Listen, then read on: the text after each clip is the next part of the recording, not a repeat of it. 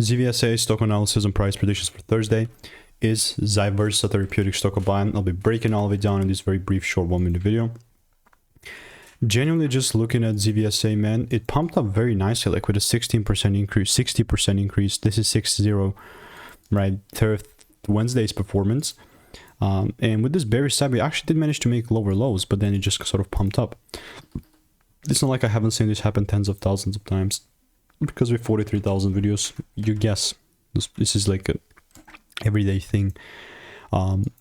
Genuinely speaking, I'm open-minded. I mean, this can most definitely still keep pumping up and whatnot, but it's just that looking at this price action and the overall trend and everything, it's just not something that I'm willing to trade, honestly.